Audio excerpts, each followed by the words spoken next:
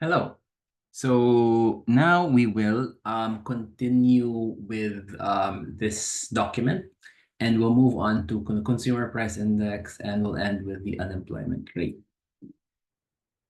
So for the consumer price index, first we have to define what's called CPI as in Mankey, right? Consumer price index. Now the weights will come from the FIES, the market basket determined from the commodity and outlet survey, together with local knowledge. This link has the details, but we should have the following. So the index formula, the construction of CPI is basically a Spayres formula, fixed base year weights. The formula is modified as the weighted arithmetic mean of price relatives, the following, where PO is the base prices and QO is the basket. So this one below is the base year expenditure, and the one above is the current N, right? Current N or current price weighted by the basket, the quantities from the base year basket. Okay. So if you'll notice, this is very similar to real GDP, except that now it's the outputs or the quantities that are the basket or the reference year, and it's the prices that will change. So this ratio basically calculates the expenditure in the current year, N, okay, which is based on the quantities sold in the base year, divided by the expenditure in the base year, the price of the base year times the quantity of the base year. Okay, so this is parallels definitely to real GDP, except that now the quantities are the fixed quantities. The outputs are the fixed quantities. So usually the CPI in and of itself is not of interest, and inflation is the one that we're trying to understand. And inflation is just the changes, the percent change in the CPI, right? Where these are year-on-year changes. So CPI for, say, January 2024, divided or minus CPI of January of last year, 2023, divided by January CPI 2023. It may also be appropriate to compute for month to month, but this is typically how inflation is reported in the Philippines. It's year on year, monthly, but year on year. So a couple of important exclusions or differences in the concept: core inflation versus headline inflation. So core inflation excludes food items and energy.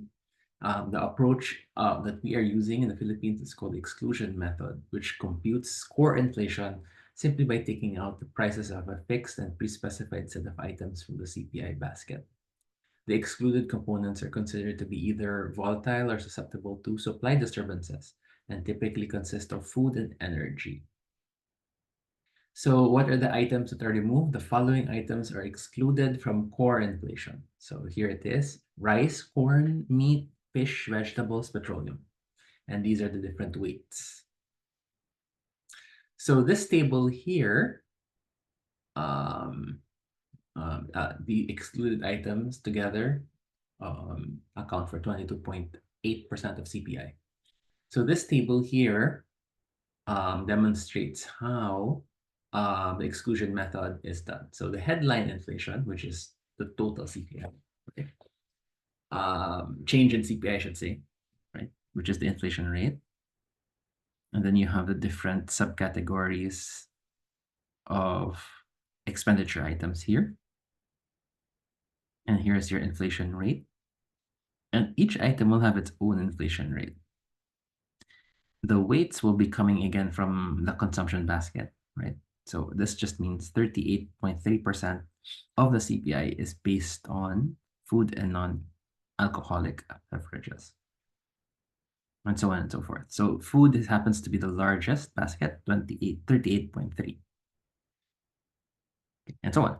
Now, the weights of the non-core items, okay, is 20.8 for food. So out of the 38, 20.8, okay, are non-core. All right. So a lot of the changes are coming from here, food and transport, 2.0. So of the 8.1, the weights for the non-core is 2.0. So what's happening here is after you take out the items that are um, non-core, then your these are now the CPI weights excluding these non-core items. So 4 is 2 minus 3. 2 minus 3. So after removing the non-core, you get 17.5 na lang for food. So the weight of food becomes smaller. And housing, water, electricity, gas remains here, right? Okay. And then the weights in the core CPI, so after removing the non-core, the weights in the core CPI, you're just going to renormalize these numbers here. So 72 is now the total sum. So 17 divided by 77 is 22.7. So in the core, as a percent of the total core, food and non-alcoholic beverages is 22.7%. And the other big item here is housing and water, electricity and gas. These are 28.5% of the weights in the core CPI after removing the non-core. Right? So it moved, housing, water, electricity moved from 22 to 28, while food moved down from 38 to 22.7. All right. And then using these new weights, you're able to calculate the core inflation. Okay, because now you have the core CPI here. And then you can calculate the core inflation based on the growth of your CPI. So notice that there's differences between the core inflation here and the headline inflation here. And that's entirely due to removal of the non-core items. So we can look at some actual data. So here, this is something that you can download. I think it's also in Oovle, but if not, it's something you can download from OpenStat. And these are the weights of the different commodity items. So for the Philippines as a whole, food and non-alcoholic beverages is 37.7%. And these are the different shares, right? Relative to 100% for all items of all of the different things that a household might conceivably purchase. Now, we're talking about decomposition in the last video. And you can do that same decomposition approach here. So in this one, we just make it bigger. This one is your CPI, right? Your CPI across the different items here, commodity groups here. And you've got 2023 CPIs for January, February, etc., etc. And then here, I've just included here as a column the CPI weights coming from the earlier or the other Excel file. So you can enter it by hand. So the first thing I wanted to show you was that the CPI of all items is a weighted average of all of these sub-items here. So if you notice that CPI weights for food and alcoholic is 37, 2 for alcoholic, 3 for clothing, and so on and so forth.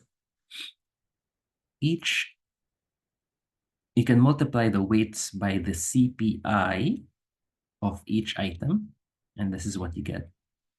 So it's 37 times 128 divided by 100, and that's 48, right? And if you add all of these items up, okay, this is the formula for what's called the weighted average, where the weights are the CPI weights. So the largest contributor to the overall or all item CPI is definitely food and non-alcoholic beverages. So if you add all of this up, this will be equal to 124.8, which is equal to the overall CPI. In fact, that's how they calculate the overall CPI. They only have these items here, and then they know the weights, and then they apply the weighted average formula to get that sum. So that's the first concept, right, of how the weights are used to calculate the overall CPI. Okay, based on the CPIs of the different subcategories. The next one is the decomposition. So the decomposition will look at the inflation rate per item. So if you notice, the overall inflation rate is this one, 1.24, 124.8 minus 121.4. And that will give you an inflation of 2.8% overall. And then you can do the same exercise, same calculation for each item. So for food and non-alcoholic beverages, it's 3.45. And it's just 128.9 minus 124.6 divided by 124.6. So this is the year-on-year inflation rate in January 2024. You can calculate that for each item, right? And then you can calculate the inflation, the weighted inflation per group. So this is just this 3.34 times the weight. Of course, divided by 100 because it's a weight. Okay. So this tells you that of the 2.80, 1.3 of that is from food and non-alcoholic beverages. So it's the largest contributor. And then you can look down here. There are things that drag the overall inflation down, which is transport. Transport, it fell by 0.03. So it allowed the inflation rate to go down by 0.03. But roughly all of these items will be positively contributing to inflation, with the highest being food and non-alcoholic beverages, at least in January 2024. And as you can see, if you add all of these up, the total will be 2.8. And that's just coming from the decomposition formula we were talking about earlier, where this one now is the inflation rate of all items. And then this is the growth per item, right? You have two items here, but then you have like multiple items in the Excel sheet, multiplied by the share or the CPI weights here. And that's exactly what this one is, right? 1.3 is just the inflation rate per item times the weight. Then same thing down here. It's the inflation rate for alcoholic beverages times its weight, which is 2.16. Okay, much smaller than regular food and non-alcoholic beverages. So this is something that you can do not just for the Philippines, but notice that as a whole, but there are weights per region for NCR. There are different weights per region. Okay, for areas outside of NCR, for the different regions. So this is a very, very long Excel list that we'll probably use at some point in the future. Okay. All right, great. So being able to manipulate these numbers and to assess which component of CPI contributed most to GDP growth, for example, or inflation, for example. These are an important application of the decomposition method. Okay. Next is unemployment rate. Now, unemployment rate, the unemployment rate comes from a survey. It's called the Labor Force Survey in the Philippines, based on each eligible adult. And they categorize them as unemployed, and not in the labor force generally, right? So in the Philippines, this is called the Labor Force Survey. And in contrast, one of the differences between ManQ and us is our cutoff for an adult population is 15 years old and older, which is different from the United States. Persons in the labor force in the Philippines are those 15 years old and over who are either employed or unemployed as per the definitions below and are actively looking for work and available for work. So this is called the economically active population. So it's very similar to the ManQ, except that now you have 15 years as the cutoff. Now, what is employed? Employed is if you're unemployed if you're 15 years and over, reported with either as a job, okay, or business for at least 1 hour in the reference week. Persons are also considered employed if they are with a job or business, even though not at work during the reference period, because of these reasons. So you are still working if you are 1 hour in the reference week, work for 1 hour, which is a point of criticism. Persons who are considered employed, even though not at work, because of the following reasons: temporary illness or injury, public holidays, bad weather, strike, person's absence for other reasons such as furlough, suspension, etc. Government lockdown, um, persons who have an unknown duration of absence but expect to return. So these are all still employed people and are part of the labor force. Now, what is the unemployed definition? Our unemployed definition is people who are 15 years old and over, reported as without work, with no job or business, seeking work, had taken specific steps in the past reference week to seek paid employment or self-employment. Okay. So you have to have no work and are seeking work and currently available to work within 2 weeks.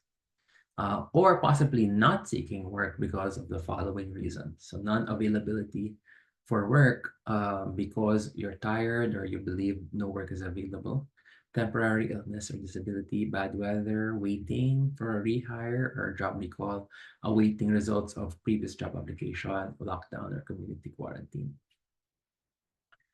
All right, so it's not clear, but it should be possible to sort of count how many these people are, right? As a fraction of the unemployed. Okay, that's why they're not seeking work. Now, the definition of unemployment was changed in 2005. Prior to April 25, unemployed were defined as persons, 15 and above, who did not work or had no job during the reference week, but were reported to have been actively looking for work. Also considered as unemployed are persons without a job or business who were reported not looking, but were not looking because of their belief that no work was available or because temporary illness and disability, bad weather, pending job applications, or waiting for a job interview. Of course, community lockdown was not part of it because it was 2005. But you can imagine community lockdown is a legit reason for not looking for work even though you're unemployed. Now, my challenge to you is to tell me or to figure out what the difference is between the current definition of unemployment is and the past one. What did they change exactly? So if you examine closely the new definition versus the old definition, you'll find out what it is. At any rate, this is the new definition of unemployed. So here, note in cases when an individual was not able to work, they are still considered unemployed if the person has an unknown duration of absence and does not expect to return to the same job or business. The person does not receive remuneration from the employer. So these are just additional things to consider. Those who are not part of the labor force. So recall that the labor force includes those who are either employed or unemployed, as the definitions below, right? So now you are looking for people who are not part of the labor force, and therefore are not in the denominator of the unemployment rate. Who are those? People who are not part of the labor force. Those who are 15 years old and over, and they don't have a job, not available, and not looking for work. So these are, as you can see, there's a difference between unemployed and not part of the labor force. And the main differences are they're not available to work and they're not looking for work. Okay. And the reasons they're not looking for work are they're too young or too old, retired, they have a disability, household or family duties, or schooling. Okay.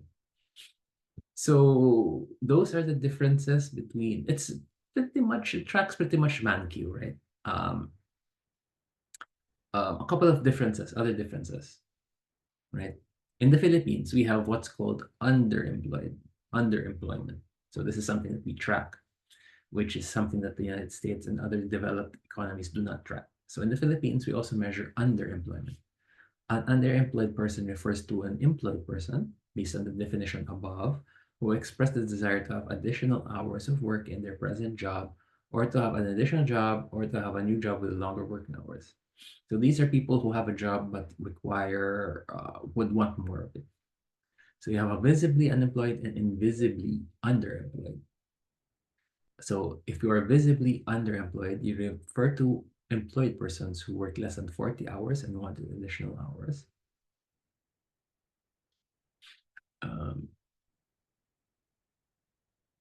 Invisibly underemployed refers to employed person who works for 40 hours or more and still wanted additional hours. Okay, so that's possible. So you have these two concepts of underemployment, right? So the statistics are measuring this visibly underemployed, I believe. Okay. And we have statistics of underemployment from the PSA. So that's the difference between the ManQ version of unemployment and the Philippines one. The other difference is a big one, which is the Philippines also has a child labor problem. So it's interesting to note that our adult is 15, right? As opposed to the United States, which is not 15. But in the Philippines, the labor force survey on occasion asks for workers who are younger than 15. So you've got a young population from aged 5 to 15. Because of the definition of the labor force above, you can break it down between those 15 to 17, which are part of the normal labor force, and those that are younger. So I invite you to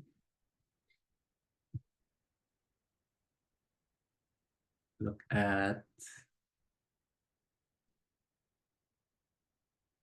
here, labor force survey. This is the technical notes for the labor force survey. And here you can see you have a special release based on child labor statistics. You can check out.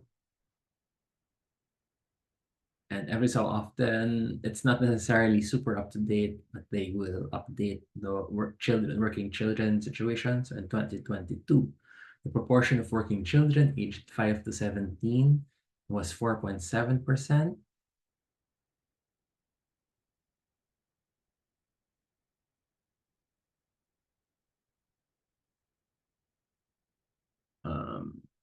If you were to look at the actual table, they will break it down from 5 to 15 to 15 to 17.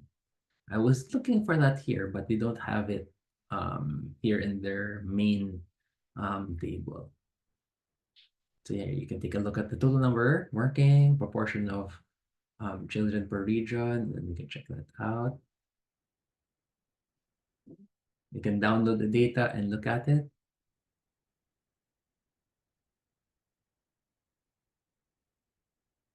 Right. This is by region. Here, by age group. This is what we were trying to look for.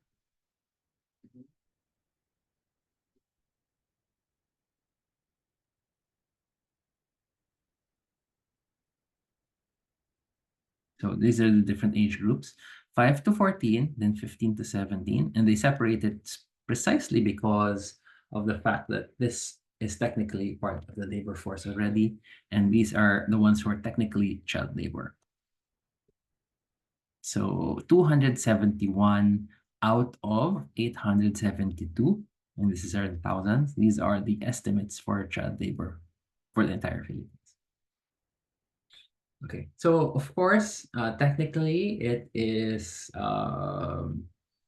if you were to look at the law, and let's go back here. Looking at RA's 9231's condition on the number of hours and PSA's table B number of working children, many working children sort of break the law in terms of the number of hours that they serve. So that's not hours of work, right? So if you are in this young age group, you shouldn't be working. It's illegal. It is illegal according to the law to work for more than, I think it's 40 hours a week. And I'll get back to you on that, what 92 RA 9231 says. But according to the PSA's own document, but unfortunately they don't separate, they don't look at a crosstab. A crosstab meaning we don't know how many children from 5 to 14 are working 21 to 40 hours, 41 to 60 hours, or more than 60 hours. We don't know. So because it's not part of the crosstab. But you can imagine that some of these 271 are working here for 21 to 20 hours, 21 to 20 to 40 hours, 40 to 60 hours, and more than 60 hours. So that you can imagine that to happen. But then we don't have those crosstabs. So how many might have broken the law under 9231? And I invite you, again, and this could be part of the midterm later on, to tell me what is the share, what is the number of hours for children maximum under the law, under 9231. Now, of course, we can consider that any child less than 15 who's working is a bad sign for macroeconomic development. And definitely that's something that you may be interested in researching. And it's something that's very pertinent and very important in the Philippines. So child labor, um, trying to reduce child labor and trying to manage the negative effects of child labor in the Philippines. So, okay, so that's it. Hopefully, we've talked about, so just to recap, we've talked about GDP estimation, CPI and inflation estimation in the Philippines, as well as unemployment estimation in the Philippines, as well as the unique challenges, the size of the informal sector, the fact that people can be underemployed in the Philippines, and that there's a child labor problem in the Philippines. And these are very, very important things that we should think about moving forward about our country. All right, so anyway, that's the end of the lectures, and I'll be seeing you guys again either September 5 or the following week. All right, thank you.